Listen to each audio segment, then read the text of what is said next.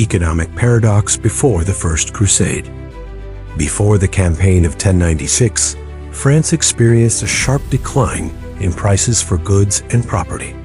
Peasants and knights, preparing for the expedition, massively sold off their possessions for next to nothing. For 1 denarius, a silver coin, one could buy 7 sheep. Meanwhile, prices for campaign equipment soared. This created an anomalous economic situation where everyone was buying dear and selling cheap. Armor as mobile toilets. Knights in full plate armor, weighing 25 to 30 kilograms, were physically unable to remove it without the assistance of a squire, a process that could take up to an hour.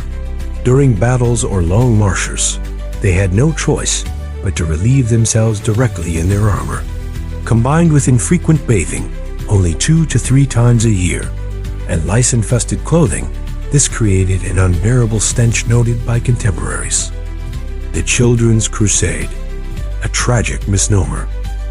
The so-called Children's Crusade of 1212 was largely composed of adolescents and young adults. Chroniclers used the term pueri, boys, which in medieval context also meant commoners. Of the 30,000 participants in the French contingent, the survivors were sold into slavery in Algeria by deceitful merchants who had offered them ships. The forgotten Muslim counter-crusade.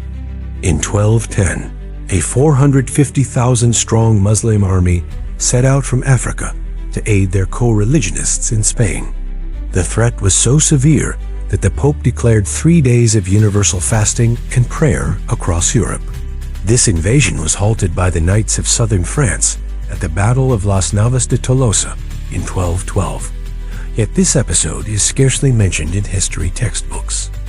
Muslim allies against their own. Crusaders regularly formed alliances with Muslims against common enemies. For example, in 1115, the Emir of Aleppo and the Atabeg of Damascus fought alongside the Prince of Antioch against the Sultan.